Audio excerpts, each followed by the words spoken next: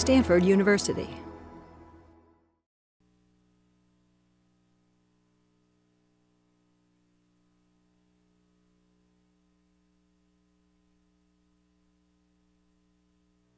Welcome to the seminar on People, Computers, and Design. I'm Terry Winograd, and now that we're in our third week, I'm going to assume those of you who need to know the logistics know it. The sign-up sheets will get passed around for those who need them.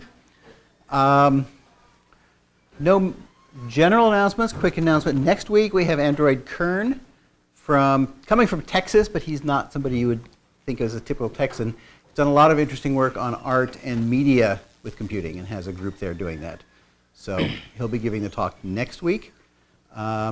This week we have Paul Sass, who I've known since he was a student here in the psychology department. 94. It's longer every year. And has worked for various places, including E-Trade, been active in the local HCI community. And when I saw his topic he was interested in, I thought, oh, that's an interesting thing he's working on. And then when I read the abstract, I realized he's part of a movement. So I think what he'll be talking about is the Quantified Self is the title, both in terms of his own interests and in terms of the larger community of people who are now beginning to explore that. Great. Welcome. And I hope you can hear me. I think you'll wave if you can't. I will be talking about interaction design for the Quantified Self, and let me just jump right in. What is the Quantified Self? Anybody want to raise their hand if they've already heard of it? Okay, that looks like only about 5%, so I'm not going to presuppose any prior familiarity. Initially, the Quantified Self looked a lot like life logging. In fact, Wikipedia, even today, redirects from, if you search for Quantified Self, to life logging. And a life logger is somebody like Steve Mann. Steve's given talks here. I've watched him interact with the world, and he's like a front and center cyborg in terms of his aspirations and his desire to strap on enough of a technological layer that everything he experiences is streamed somewhere. So that gives you an initial sense of what the Quantified Self started as. In germ, it was life logging. But I'd like to point out that Wikipedia is actually inaccurate. I'm not going to belabor the point, but let me just tell you pretty succinctly why life logging does not encapsulate everything about what the Quantified Self is about. Number one, there's an amazing range of sensors and tracking mechanisms. I'll mention a few here to give you a sense of what we can collect about ourselves. Secondly, the topics of interest to the Quantified Self is incredibly diverse. There's medicine focused on illness. There's also wellness and health optimization. There's people involved in biohacking. 23andMe is one source of personal genomics, but there's a whole subculture of people who are doing biological levels of hacking in terms of getting a stream of data about themselves, then using that data to more tightly configure their interface with the world. There's productivity tools. Rescue Time is an interesting one, and they publish a blog where people who are using the tool, they recently published a data report saying, what's the biggest time sink? And it turned out that there was a site that beat Facebook.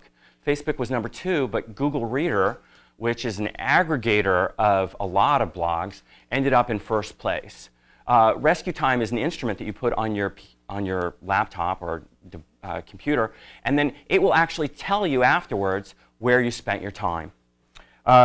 Social dynamics is another way that you can do this. There's a startup called Ripple, that actually organizes and gives quick, dynamically updated feedback about how you're doing on products.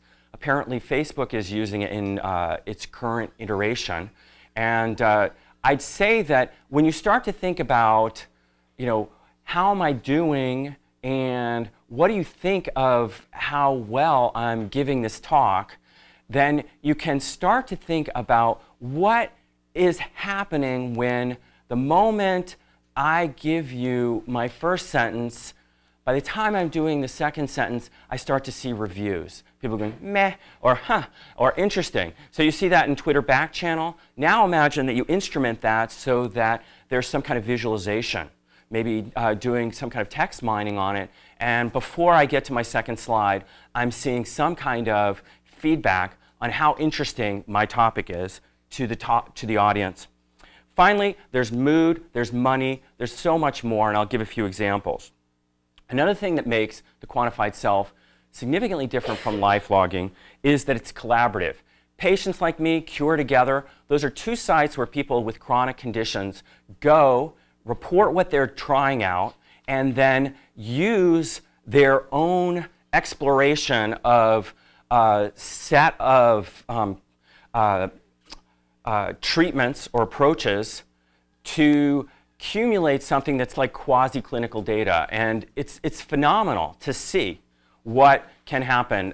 Cure Together just recently published a visualization showing percent of people who've tried this with Crohn's, percent of people who've shown an effect for Crohn's disease. If you're not familiar with it, Crohn's is a GI disorder. It seems to be heritable, and it's a chronic condition that really doesn't get very much in the way of a positive prognosis if you're dealing with standard pharmaceutical-mediated medicine. And yet, Cure Together showed that there were a set of techniques that a large group of people had tried individually and reported a high level of efficacy. Just to give you a teaser, if you ever go to the Quantified Self, and I think I'll jump out here for a second just to bring up, this quantifiedself.com will give you a very large picture of what's going on. There's a video that was done at the New York City meetup where a person who 4 years ago was diagnosed with a serious case of Crohn's in the upper and lower intestine went through self-exploration of a lot of techniques, and by the time that he was giving the talk, which was last month, the video is now up, he reported that he was, according to his own clinician, completely cured of Crohn's. There was no evidence of it, and he'd run an Ironman marathon. So in that particular presentation, he didn't lift the hood and say, these are the things that I've done, these are the analytics that I've run, these are the experimental manipulations that I did, here's the results. But that's the vibe of the community, is people who come out and talk in terms of very data-centric, very technically sophisticated levels of exploration of ways of hacking their interaction with the world. Finally, and I'll be emphasizing this a lot, there's an experimental slant that distinguishes the Quantified Self from just logging data. Now, a brief history. I got it wrong in the abstract. I said that the first meetup was in '07. It was actually in September of '08. Kevin Kelly is one of the founding editors of Wired. He was affiliated with the Whole Earth Review, and he put out a call out in September of '08, so I guess just 3 years ago, saying, if you're interested in this topic, let's all get together. 28 people showed up at his house. I wasn't there at the first one. I started going with like the fifth meetup. Each meetup has drawn a larger crowd. The community's mojo has really been carefully worked on by hosting in very interesting spaces. Places that I've gone where they've had meetups have been IDEO, the Institute for the Future, Tech Shop, this writer space in San Francisco called the Grotto. They tend to pick places that have some kind of consilience with the topic. The Tech Shop was just an amazing place that for the maker community, I would exhort anyone who's interested in that to check it out, because it's really an opportunity to get access to almost any tool that you might use, from 3D printers to a great deal of other kinds of manufacturing and modification technology. It also has, I think for over a year and a half, had a really brilliant community director. Alexander Carmichael was the director of Cure Together, continues to do that, but she's also curating the quantifiedself.com site and maintaining a lot of information that nurtures the garden of the community. It's quickly spread. First, as I said, was out in the Bay Area, but the second area to sprout one was New York, then Boston. There's now 20 plus meetups that are occurring in the US. There's also 5 or 6 meetups across Europe. There's one in Australia and one in South Africa. And sort of like TED, they publicize a set of guidelines for how you could roll your own and plug back into the community. The first conference was in May of this year at the Computer History Museum. I remember going and thinking, is this too early for them to be having like the bar mitzvah? But what it did was really bring together an incredible amount of energy. There's easily, as I'll show you, there's over 200 companies that have applications either as smartphone devices or websites that are doing tracking or specifically instrumented sensors. And then there's a range of people who are exploring the implications of having these sensors. And the conference at the Computer History Museum was incredibly fertile. And now there's going to be one in November in Europe. And finally, let me just say, but this is coming from me, it seems to be quite sexy. I went to a Medicine 2.0 conference, met Leslie Wu there with Stu Card, and they had a breakout session on the quantified self, and there were a lot of people who were interested. I have to admit that I'm not the person to report on whether things truly have sex appeal, because there was a time in my life where I thought dynamical systems was the hottest thing in the world. So I don't think everybody had that same level of excitement. Let me now just give you a couple of examples of sensors that are available to the community. There's activity trackers. Nike Plus, I think, was one of the early ones. Fitbit is another. And Body Media is a fairly sophisticated one. You wear it on your arm, has a galvanic skin response, skin temperature, heat flux, and a 3-axis accelerometer. By having the accelerometer, you can actually track things that are even capable of reverse decoding to figure out when you're asleep.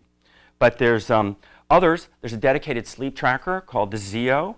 You wear a headband, and then you see this little output device that'll tell you, what your REM sleep was for the night, what your deep sleep, and when you were disrupted.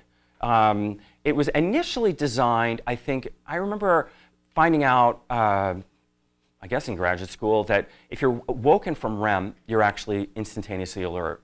Whereas if you're woken from deep sleep, it's a much more painful transition. And I think Zeo's original interest was just to track when you were in REM. You set a window when you need to be woken up. And when you're in REM, within the window, it wakes you up. So that it's a much more graceful transition to the waking world. What they found, and this is probably the implication of a lot of the quantified self tools, is that once you're monitoring for this state that you're going to interact with a person on, you're getting for free a lot of other information. And since you're getting that information, why not give it back to the person? And then the other aspect that identifies the quantified self as a community is the desire for open APIs so that people can grab that data back and then put it into another tool so that they can look for interactions with other streams of data. The Withings Wi-Fi body scale is a really neat little device. If you stand on it, it's going to tell you not only your weight, but it's going to do a guess at what your BMI is, your lean versus fat body mass. And it's using the conductance in your feet to do that. People who've used it say, it's probably not that accurate on your feet rather than another place. But since it's continually measuring your feet, you're getting a comparison of that noisy signal across time, and it gives you something to go for. The other thing about it is, I think next week they're releasing something that's directly coupled to your smartphone. The current version and I don't have one, but Stu Card, who's here, was telling me about his interaction with it. It will send information to a site, and then the site will send it back to your app, and it has a really beautiful visualization that shows you how you're doing in terms of your body weight. It's also smart enough that if there's more than one person in the family and they're not identical twins, it'll probably guess that it's a husband and wife, and keep those data streams independent. A third and kind of less developed technology, but I have a Grey Goose sticker right here.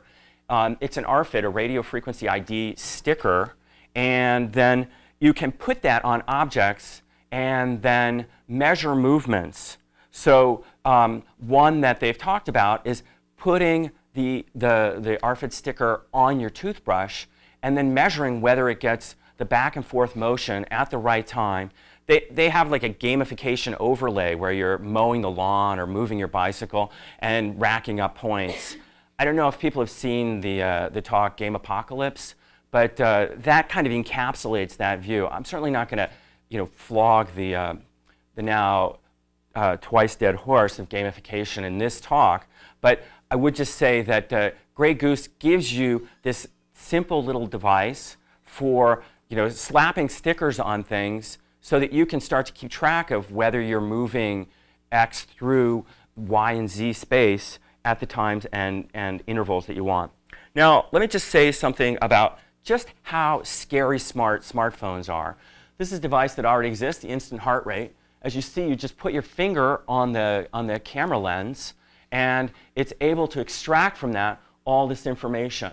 It'll give you a lot of detail, and then it's able to then log, report that out, and share it. Scary Smart Part 2 is that Apple applied for a patent in 2009, and you can see this diagram in the patent application. And what you notice is that they imagine that you have signal processing here and that you have a sensor in your earbud. And the earbud would include infrared photodetectors to measure body temperature, heat flux, and heart rate. And autonomically and automagically track, report, and stream that data through your Apple device. Just to give you a sense of the range of the tracking devices and methods, this is off of the Quantified Self guide. There's 50 dealing with food, 118 with fitness, 48 with medicine, 30 with sleep, 54 with mood, 55 with location. So there's a great diversity. When you look at how they break out, there's over 200 web apps, 166 iPhone, and about half as many of the Android applications. And then here I just put a little information about how many of those are free. Obviously, all the free ones would presumably be either websites or phone apps. Now, the Quantified Self, as it currently exists, is dominated by a focus on tools and techniques. In my abstract, I made a kind of explicit analogy between the way that the Homebrew Computer Club, which started in Menlo Park in 1975, how that looks in retrospect. I wasn't there. Maybe, Terry, were you ever part of that? So, yeah, all we have is like, fuzzy snapshots and the reports of geezers about what that was like. But if you've ever seen the Apple I, which was debuted at the Homebrew Computer Club, it was a device without any kind of encasing. And so, you got like a motherboard, and then everything else you were supposed to hack up yourself. And at this moment in time, certainly my impression is that the Quantified Self looks a lot like a very device-centric body of tools without the analogy of the GUI, which liberated the computer revolution. Namely, interaction design is going to be the envelope that, at least I don't think it's even controversial to say, by understanding how we can interact with and dynamically play with the data that's our exhaust stream from interacting with the world, we are going to be given this great opportunity for knowing more about ourselves, knowing more about the world, and dynamically moving towards something that's only envisioned in Leibniz's wildest dreams. The other thing to note about the quantified self in its current level of participations is that a lot of these people are exceptionally motivated. There's a kind of quality of the narcissism of all my bits. I just have to get everything. There's a lot of people who have scary, spooky amounts of data on themselves, and if you went to their house, you would see extra things that are, just, fingernail clippings and other bodily excretions that are filed by month and available for all kinds of analytics. And that narcissism of all my bits plays, I'm obviously playing off of the Freudian term, the narcissism of small differences, that there's a kind of collector's drive to some of the ways that these people behave, so that they're kind of like people who want that last Pokemon character. I mean, they're just so intent on capturing all the information about themselves that certainly the first generation of meetups were characterized by people who were putting up these enormous graphs of not quite digested visualizations of how I spent my life, and you'd just be like, wow, that's overwhelming. The other thing that characterizes a lot of the people is there are what I call data nudists. I don't know if you've ever seen the, what is it? I'm missing it, but there's a TV program that has the never nudes, the people who always wear clothes. And the thing is, quantified self people, by and large, are always nude in terms of what they're displaying. And maybe to the extent that they're kind of leading edge, they're not that different from millennials in terms of the way that I hear about kids. But basically, they're not afraid to publicize all kinds of information. They'll post their entire genome to the extent that they get a sequence from 23andMe. They'll put all of their physical motion in terms of Foursquare. They'll publicize everything about their own biological tracking, and there's clearly a way in which this nudist colony is giving us a window on what levels of information is available.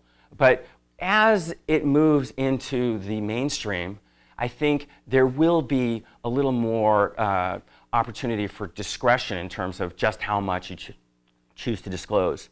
The other thing that characterizes them is their engineerish and entrepreneurial and outlook, and that obviously gives them a little bit more of a bias to be compelled to do this collection. And there's a significant group of people inside the community. I would say it's less than half, but it's quite frequent that you'll meet people who are managing chronic conditions. As I said, Alex Carmichael, the director, is also the director of she's the community director. She's also the director of Cure Together. And I've met a lot of people with Crohn's. Any kind of condition where the existing medical infrastructure really says you're out of luck, and you don't take that as the final answer, puts you into a place where you're going to be looking to some way of collecting, analyzing, and exploring information about yourselves. So tools and techniques are the raw material for interaction design.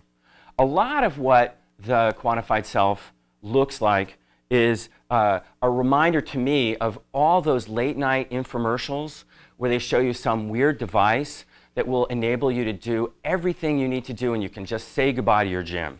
And there's actually a website called As Seen on TV Products, and there's, as you can see, Ab Machines by itself has over 60 entries.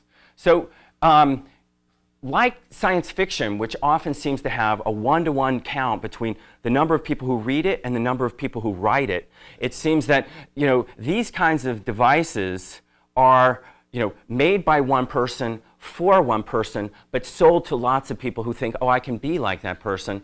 And what they are lacking is this single ingredient, which is people assume that the technology has motivation as something that just can be added. In fact, as interaction designers know, there's a huge difference between being able to do something and being likely to do it. Here's another piece of jargon that people like. I studied experimental psychology at Stanford, and afterwards the field that I was in kind of got rebranded as behavioral economics, and that was some kind of aspirational desire to put a tie on and charge more money for what experimental psychologists can do. Then it turned out behavioral economists, they want to buff themselves up, and so they said, we're not just economists, we're choice architects. And I've never really interacted with that many architects, but I believe that their dream is to have a business card that says God. So a choice architect, in a simple way of looking at it, is somebody who makes environment, in terms of its presentation, reflectively structured so that some choices are easier than others. Certainly, every retail merchant understands that in Berkeley, at the Berkeley Bowl, the new Berkeley Bowl, when you enter, the very first part of the store is all the organic produce. So what they're trying to say is be green, be eco, spend more money, and then after you make it through all of the organic, the second wave of produce is the lower priced stuff for the hoi polloi. Now, Dick Thaler and Cass Sunstein use a lot of examples in their book Nudge to talk about how you might be able to give people the same degree of liberty in terms of what their choices are, but by the way that you choose the structure of the menu of choices, those that are beneficial to the community or beneficial to the person's long-term interests are most readily accessible. For me, and again, I'm going to drop back to just being a psychologist rather than an architect or an economist, is the term framing is the bridge that involves recognizing that optical illusions are something that everybody understands. Roger Shepard, who was a professor here until he retired while I was here, which probably was like 1999 or 2000, also is a really gifted draftsman. And although you know that this is an optical illusion, and you know that the implication must be that this and this table are the same size, knowing that in no way enables you to see that. Similarly, what experimental psychology shows and what's relevant to interaction design is the fact that there are certain presentations that cause one choice to be far and away more compelling than another. I'll give examples through the rest of my talk, but just want to say that there are contextual cues, situational aspects, environmental associations, and all of those work to shape and drive the kinds of choices that are made. Let me talk about one that's kind of famous, channel factors. Okay, it's a kind of jargon term, but it was certainly a favorite of the Stanford Psychology Department while I was here. Persuasion, as it turns out, is not nearly as important as removing behavioral barriers. So the thing is, intuitively what we think, at least since the time of Socrates, is that as soon as you have a cognitive representation, this is in my best interest, that is the crucial thing you need in order to act in alignment with that. But what the classic experiment showed was that asking people, are you motivated? Are you intent on doing this? Do you really believe this is the right thing? All of those had far and away less likelihood to correlate with, in World War II, the purchase of World War II bonds than the simple provision of an easier means of acting on it. A later study was showing that the biggest impact was not whether you'd been exposed to the importance of a tetanus shot, whether you'd been, queried as to how important it was and how compelling the benefits were, but simply being given a map plus a specific time at which you would go. So by analogy, interaction design should be thinking not in terms of changing the minds of people who are using a particular technology, but changing the means. And certainly, although I believe the mind is a wonderful thing to play with, it's not the place that you necessarily have to focus the attention. Clearly, a lot of technology, let's use the poster child of the iPod. Everybody knows that there were MP3 players long before the iPod. But there was something that was incredibly different about the synthesis of the package without in any way changing the feature matrix.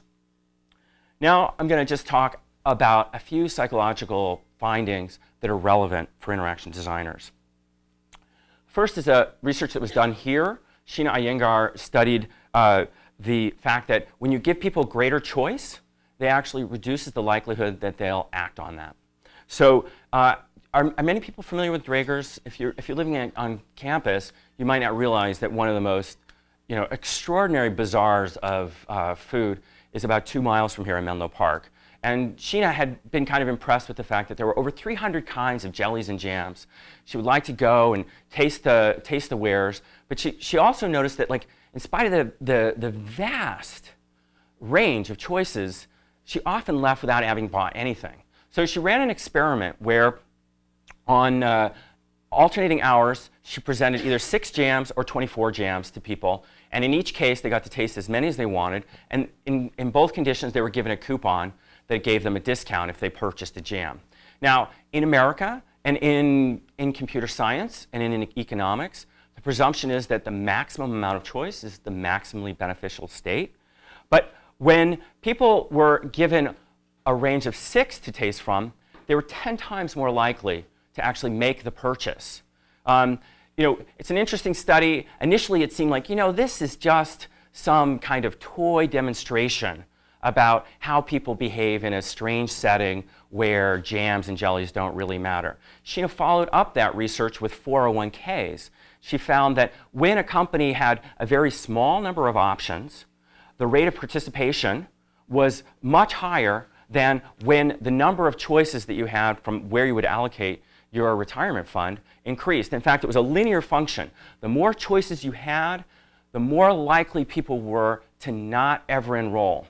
And so it's a compelling realization that while we think giving people the maximum range of alternatives is going to give them the greatest likelihood of customizing an experience, what it does is actually causes people to leave the tool in an inert state where they think at some future point, come the singularity, I will have spare time and I'll actually go through and configure this. Now here's another relevant result, different but related. Eldar Shafir did one of the better studies on this, he's done a whole range, was a scenario where he says, you're a grad student about to take your orals. You know that after you finish your orals, you're going to go to Hawaii. If you pass the orals, you're going to go to celebrate. And if you fail, you're going to go to console yourself. So you can buy the ticket to Hawaii before you take your orals, or you can pay a $5 fee to delay making the purchase until after you find out what your results are. Now, obviously, fail and not fail logically encompasses the entire range of possible outcomes. And since in A or not A you're going to go to Hawaii, it doesn't seem like you should pay $5 to wait to see whether the resulting scenario is going to align with a possible outcome that is connected to your going to Hawaii. But in fact, 62% of the people said, I would pay to wait. Now, why is that? It's because people are continually searching for additional information to give context to the choices that they're making. More relevantly, he then followed up with examples of people who are evaluating candidates for a job, and then candidate A is clearly better than candidate B, but you're introduced to this extraneous information where you said, if you'll just wait 3 days, you can also see the GPAs of these candidates.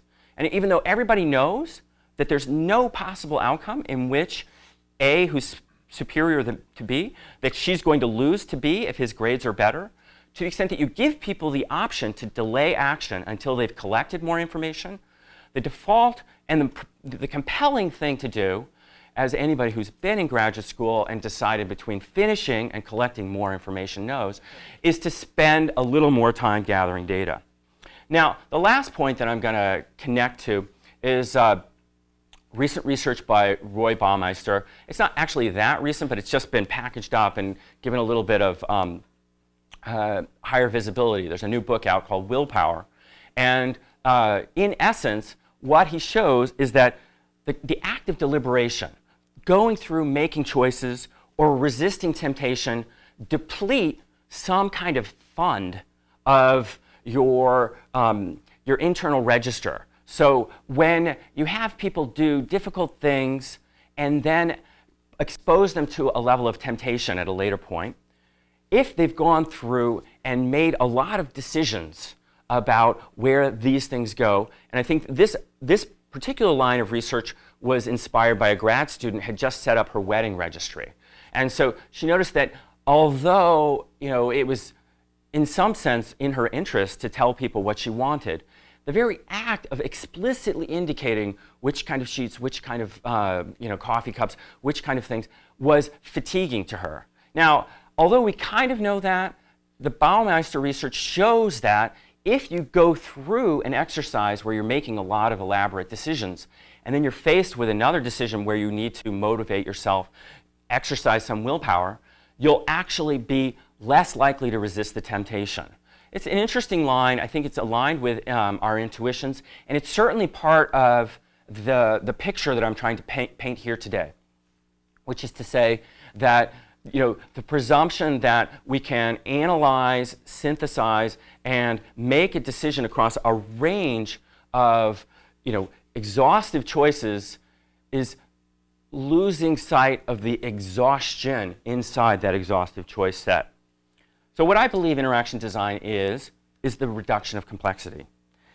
Now, I'm going to use an example of a site that does something that I think lots of even good sites do, namely front loads a question that's both cognitively challenging and emotionally taxing. So the Daily Burn is a site that helps people who want to track their weight and exercise.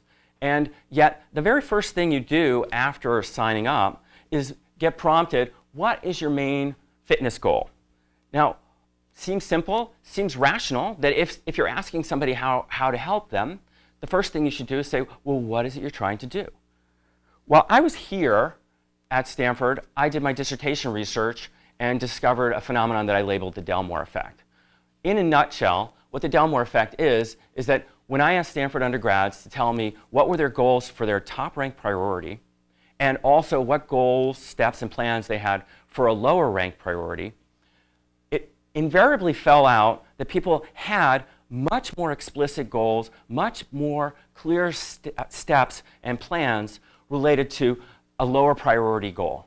Now, the paradox there is that whatever you plan, whatever you have an actions strategy is the things that get done. Now, the thing is, some people thought, well, maybe the fourth-ranked domains, these are examples. I asked, there were 10 domains you could pick: academic performance, social relationships, spirituality, financial well-being, relationships with your family. I can't remember the others, but athletics was another. So the interesting thing was, when I looked at people who had ranked, say, academics first, and I looked at people who ranked it as fourth, it turned out that those who had it as a lower priority were more able to mobilize the cognitive resources to make the plans. Now, why is that? Well, it's pretty obvious what happens when you state a success condition. If you say, I'm going for X, well, it makes it much more likely that you'll achieve X, but it also makes much more stark what a failure condition would be. And to the extent that you make explicit what the failure condition is, the greater you are exposed to being at risk of encountering yourself as failing. To the extent that you don't make explicit your priorities, the actual conditions that count as success, the more likely you can just kind of muddle through and believe that you're doing okay. I named it after Delmore Schwartz, maybe now only famous to people who like the Velvet Underground because Lou Reed dedicated European Sun to him. But Delmore Schwartz was a promising poet and fiction writer in the early 20th century. Everybody thought he was like, the most brilliant. He was the Ted Nelson of that generation. And, great things were expected of him. And then when I was avoiding doing my dissertation, I was reading the collected essays of Delmore Schwartz. And what the editors pointed out was like, there's nothing in here about James Joyce. And it's not because James Joyce was unimportant to Delmore. Rather, it was because he was saving up to write the most important book. And so there's no entries whatsoever on Joyce. And so by analogy, there's a lot of times where people are reserving their best project for some halcyon moment when they're focused, clear, and cognitively most enabled. Now, what was the manipulation I tried first to try and overcome the Delmore effect? I thought, well, why not have people go through an experience where you think back on a previous success. We'll hold to the academic success as your top domain for right now. Then you ask Stanford students, think back to a previous experience you've had where you did well in academics. Now let's go through and do this. What actually happened was that visualization, that kind of self-affirmation, as you can see, exacerbated, amplified the gap, made the performance anxiety that much greater. And I was disappointed because my goal was to find something that overcame the Delmore effect. Then I also tried distraction. I'm not reporting that one here, but it didn't actually have any impact. Then I did find a manipulation that worked. If people had said that their second most important domain was, say, friendships, I asked people to go through an exercise where they wrote about successes in their second domain. Then the exercise was, tell me what your plans are in your top domain and your fourth-rated domain. Only in that case, and this is the last part of the results, was that was the only time, the only manipulation, the only intervention that showed that by buoying people about their general sense of self-efficacy, but without exposing them to this sense of performance anxiety, think, yeah, I was pretty good at athletics. Now let's think about what my number one domain is. It's possible to get people to finally be at least as explicit and articulate about their most important goals as their lower priority goals. Now, what's the relevance to interaction designers? Well, it's not the case that you can get people to intuit and access what's in their best interest by just asking them. I don't know if you've tried it, but there aren't that many conversations that go, so what is the single most important thing you're trying to do, and what progress have you made on that today? There's not that many people, except Fernando Flores, who ask those kinds of questions. The flip side of that is that, and I think the quantified self gives us a way of reaching this, is that there's ways to slice up that big salami into little pieces and imaginatively interact with people in a light footprint way. And by, instead of frontally asking them to answer the most difficult question, aggregate information over time without assaulting their sense of frailty. Here's another result. I'm not going to really go into it too much, but you can think of this as the Netflix conflict, which is like, if you're asked what movie you want to watch in 2 weeks, you pick a highbrow film. And the closer and closer it gets to the choice today, the more likely it is that some kind of action film or comedy wins out. So everybody in the future is going to watch, that feel-bad movie about the Holocaust, but when it comes down to it, Meg Ryan is the one that they view for the night. Let's think about understanding preferences. I don't know how many people are familiar with Eliza, but it was a small little chatbot, the original chatbot, and what it did was just echo back a few little things with the kind of simulation of syntax that tricked people into thinking that they were actually talking to it. And even people who knew what was going on inside Eliza found it an engaging dialogue partner. Recently, there was a video of two chatbots talking to each other. So it's reached a state of mirror staring in a mirror that's incredible, because the computational complexity is now available to make really good chatbots. But I'm talking about it just because I'm saying, look, there are simple, lightweight devices that can cause people to open up. The one that I think is worth studying if you're in HCI is Hunch. It's started by one of the co-founders of Flickr, and it's basically a kind of game where you just answer questions, and you can just start talking about one of your favorite people, me. And the more you interact with it, the more you know about what? Your ability to waste time. But it knows a lot more about you. And to the extent that you interact with it, you get more and more well-tuned recommendations. So it's a fun thing to do. The design is such that you can either skip any questions that don't seem relevant. You get feedback. Here, how many books do you typically read in a month? More than 3 turns out to be something that only 1% of the respondents chose the same answer. And you can just keep going through. You can play this game as long as you want. And it's quite fun. Now, I do want to say that it's not possible to always think that Q&A is going to be fun.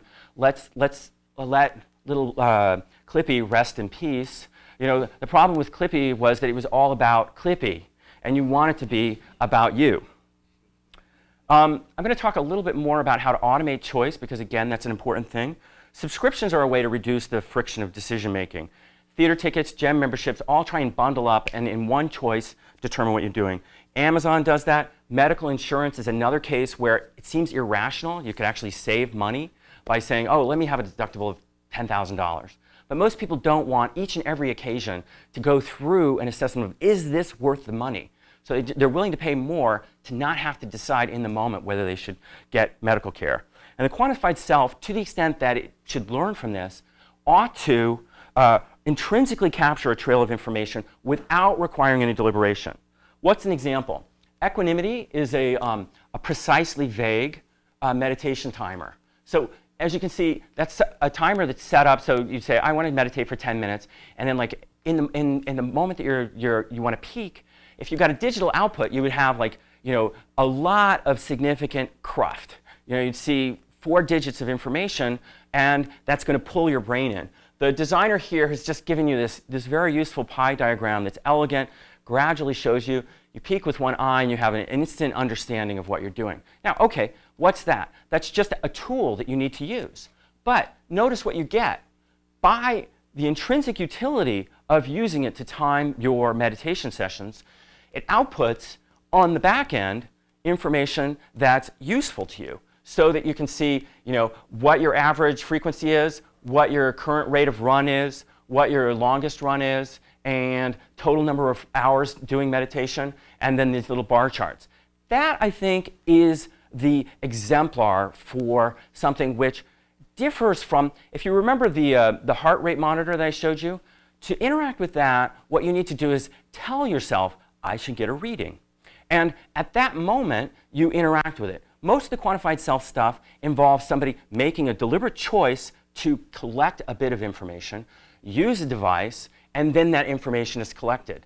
But if it requires that level of deliberation, it's not going to go to the mainstream. Now imagine that you're holding your phone and it's collecting galvanic skin response information, and for free. The reason you're using the phone is for its utility. The output could be some chart that tells you what your level of stress is correlated with who you're talking to. So you get a free pie chart that lets you know whether you need to do something different about who you're talking to and when you're talking to them. That's an example of something where instead of asking you to interact with it to give the tool information, the tool collects the information while you go about doing the things that you'd normally do. I don't think I have time to talk about this, even though it's one of my favorite things. The crux of the quantified self is experimental intervention. Let me just put it this way. The initial wave of the people presenting were these mega tarballs of data. There's some people who have literally 20 years of unstructured database information on almost every conversation they've had with timestamps. And it's a lot of information, but there's very little that enables you to know what is the causal factor in a particular interaction.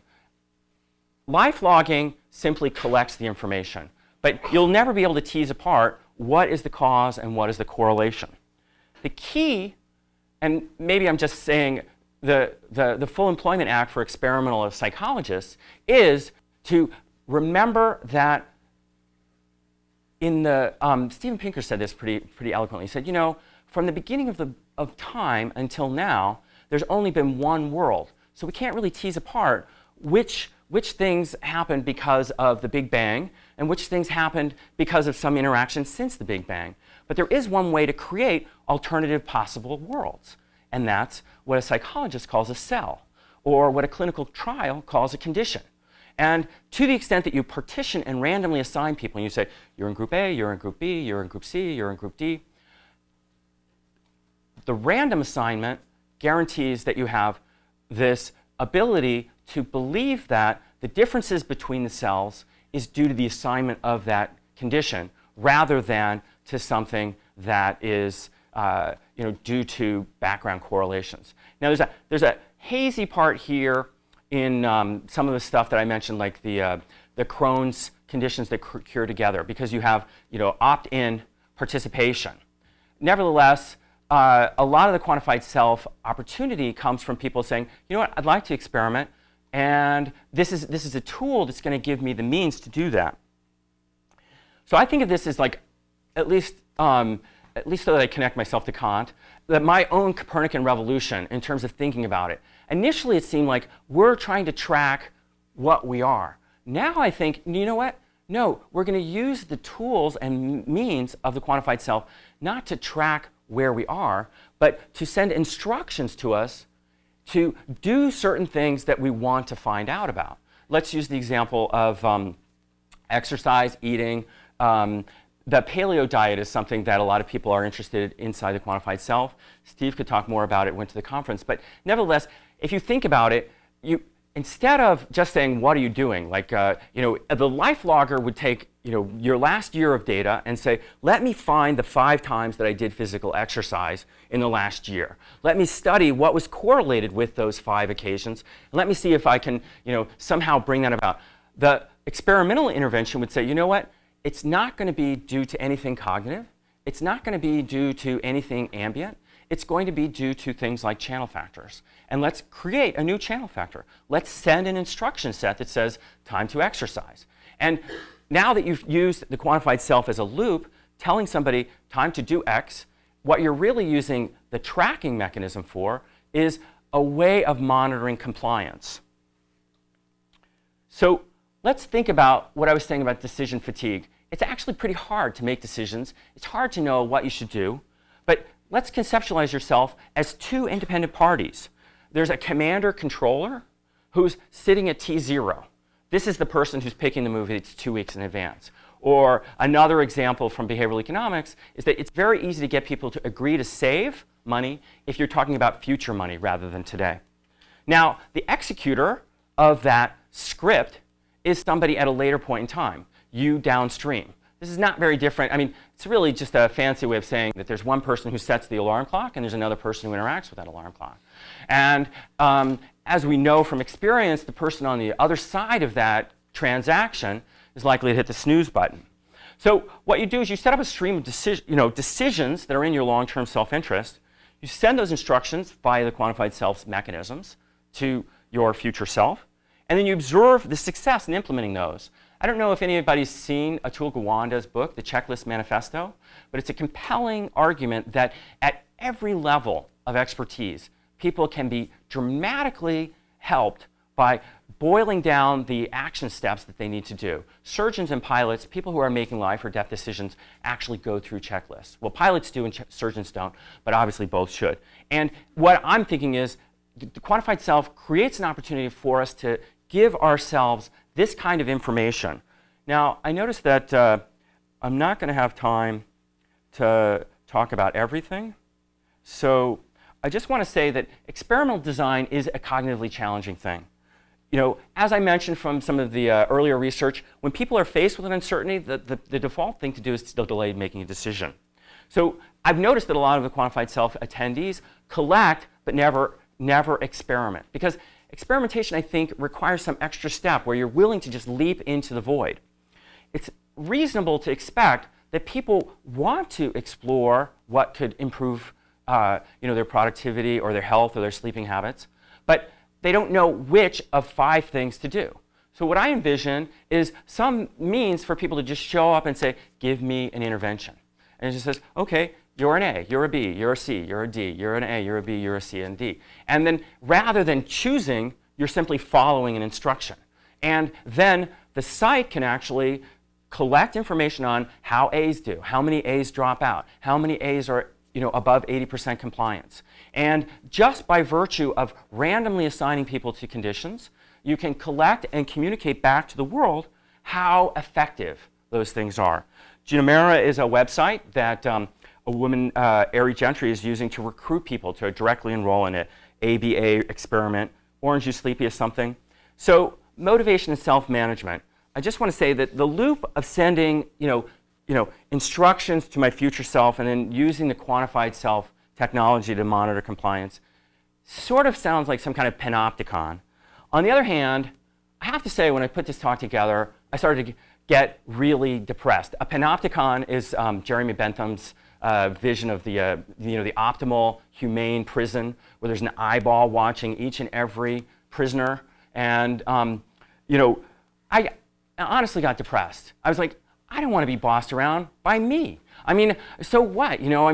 I put in this little picture at the bottom of the little dog that's being pushed around by the Grinch who stole Christmas. And so this is the decider who says, I want you to do X, Y, and Z. And this is the future self downstream who's being lashed to try and do all these jump squats and other things that I think are in my interest. Now, I see a kind of parallel. Fernando Flores is a renowned collaborator of Terry's, and he has this software called ActionWorks. And I remember in 247 hearing that he used speech act theory to convert every email to an explicit commitment, and that removed all this vagueness. Said, what is it you're trying to do? Let's cut out the crap. And although it could increase the productivity of these work groups, it's a really arduous environment to work in. And nobody likes to be bossed around. As you know, when you write down a long to-do list and you actually execute it, it's exhausting.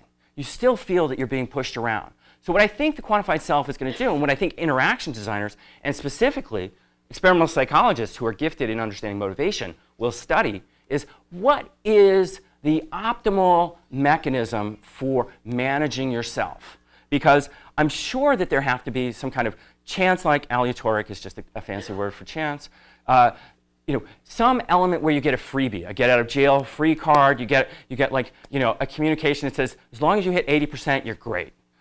Some way of continually trying to move yourself along some regime of behavior with sufficient room so that you don't feel like the little dog in the Grinch Who Stole Christmas. Okay, thanks.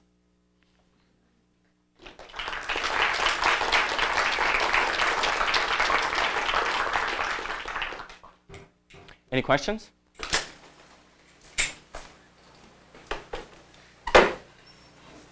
Oh, yeah.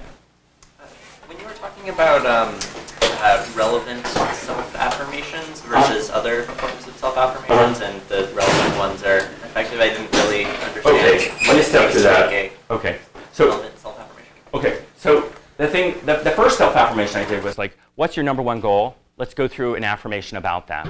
That actually amplified the problem because, as I said, to the extent that you're thinking about past successes, it also gives you performance anxiety whether you can match that in the future. But if you take something that's not in the domain that you're being asked to make explicit plans about, but something that you actually did do successfully in the past.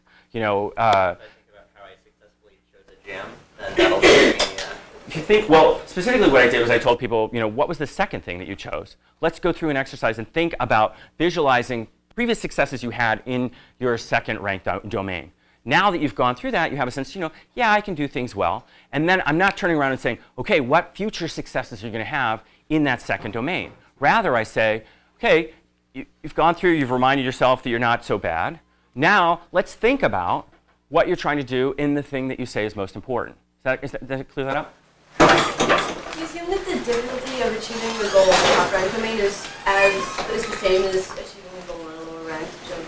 Yeah, I mean, strictly speaking, I didn't have doing your laundry as one of people's life domains, But, certainly, if it were the case, you could say, well, these lower priority things are easier to do, so I'm going to have more plans for it.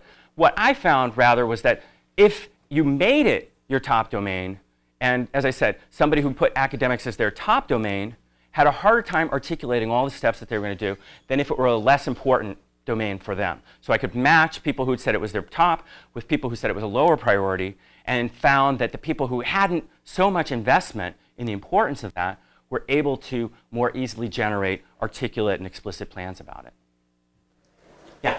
I have a question. When you presented the LISA project, well, the point is, it was like talking to somebody else. And my through question chat, is about IRC, Sure, definitely. But I mean, still people could relate to that because they could like, they could probably think that it was something to do with somebody else. Okay? So it helped to be confronted to somebody else. So I find it kind of contradictory between having someone to talk to and doing it on your own, because maybe you get you agree to be bossed around if you think that the person is sympathetic. And of course, I mean, if you go and see a shrink, you really hope that this person is not going to be aggressive or anything. So are there any ways or designing agents or whatever which are actually going to embody some kind of persona that's going to help? I mean, is it always possible to be like in this reflexive thing and not having anybody in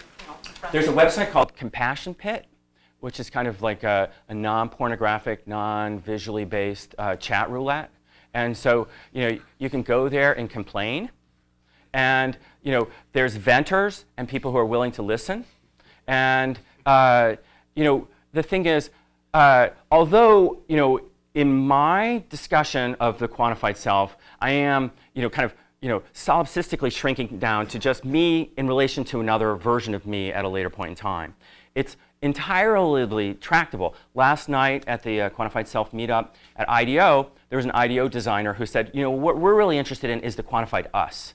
So there are certainly ways of using these same methodologies, these same techniques, and opening it up. Support groups. There's a whole range in the continuum between me, being connected to me, and me being connected to my peer group, me being connected to a random stranger. And there may be things where it's most promising if you're connected to somebody who's anonymous and random, and there may be other situations where you're most likely to tap into the aspect of yourself that you're trying to harvest in another kind of context. The point that I'm making about the quantified self is that they're ripening to the point where we will be able to collect and publicize information that will help us understand when you should go to Compassion Pit, when you should go to your advisor, when you should go to your friend, and when you should go talk to yourself. Terry. Here, which is more directly an interface question. We've done studies of using agents, so it's artificial, not other people. Right. And so there's people had a walking program, and they had one condition where they got feedback on the screen, another condition where there was a humanoid face and voice, and they responded more, complied more when they had this humanoid agent. So does that fit into your overall scheme of what's going to work to help provide motivation? Yeah, because as I said, what I imagine is let's just treat the instruction channel as something that is itself worth experimentally exploring. So, the research you're talking about, some of the NASA and Reeves and all the social computers. Well, Tim Bickmore. Oh, okay. Okay. Well, what I see as an opportunity is let's find out by, probing the continuum of possible ways of giving that information, and various people will be told, you're getting the peer-mediated instruction, you're getting the self-to-self mediated, you're getting the agent with the face, you're getting Mr. Sock Puppet, and then, however it works, you'd explore the entire range of possible ways that people could be motivated, and then you'd extract from that information that could conceivably find that some people do better with X and other people with Y. Yeah. So maybe I'm a little bit confused with respect to sort of the experimental methodology. You make a good point for the value of experimentation, but how in the world, how do you do a double-blind study on yourself? Okay, one person, there was a professor at Reed who published on self-experimentation in the 80s, and as an example, a grad student of his took 2 instant coffees, had her roommate put A and B, one was decaf and one was caffeinated. So she didn't know which was. For some kinds of things, it's not possible to keep people blind about the channel. But what I think is more important is random assignment. So the thing is, I'm more concerned about self-selection, where we say, these people do well with this and these people do well with that. I think a lot of people are like, what, I want to change my diet. Let me go and find out what are the range of things. And it just says, you're doing paleo, you're doing, some kind of raw diet, you're doing, and then you just track those. Now there's going to be a group of people who say, phooey, I don't want that. And then, you can actually collect information on the phooey content, and you'd get more data over time about the number of people who reject a particular thing. And there was always an option for people to opt in. Then you just mark that cell as somebody who chose the condition rather than was assigned it. And again, in the singularity, when all of this gets crunched, it's gonna be great. This future we keep hearing about, I think it's exciting. You had a question? The sleep monitor may actually also have a feedback that may change sleep pattern theoretically. And I was wondering about the state of maybe study on positive and negative feedback, how certain ways to get feedback from the measurement makes you almost do the desired behavior automatically with less and less dependence on the feedback system, and how some other ways are actually negative and maybe destroy even more right. the behavior. Yes. So it's not just quantum mechanics. In psychology, my advisor, Mark Lepper, at the Bing School, he studied how rewarding people for doing things that were intrinsically motivating extinguished the motivation. So, there's ways in which if the feedback is given, give people attaboys, plus signs, all that, then they suddenly go from representing that as something that they wanted to do to something that is extrinsically imposed on them. And, it's a pretty tricky subject, exactly what you do. I'm just going to mention that Robin Barua, who was the designer of that application Equanimity, the meditation timer, gave a presentation that's on, you can see the video of, where he went from what most people do, which is like write once, read never. It's just like a big stream of data, and it's just, never looked at, to an experiment where he decided, since I moved to America, my eating habits have changed. What if every day at 3 p.m., 3 hours after lunch, I just ask myself, how am I feeling? And so this was an intervention which was write once with attention, okay? So he didn't even bother to do anything else but record at the moment, 3 p.m., 3 hours after eating, how he felt. And he didn't bother to do any other aggregation of that. And yet, the consequence of doing a 3-hour post-assessment of his well-being was sufficiently effective to change his eating patterns over time. And Robin's a particularly sensitive and acute person, but I think if I'd had time, I would have talked about an experiment that I just presented on with mindful eating using tracking of everything that I eat and then exploring things. But the point is, there's a wide range of ways that collecting the information, interacting with the information, and looking at what you're representing as the source of that feedback will have a kind of dynamical impact on the ultimate behavior. I think we have to wrap up. Okay, is that right? thank you. Thanks so much. Thanks, Steve. Thank you. For more, please visit us at stanford.edu.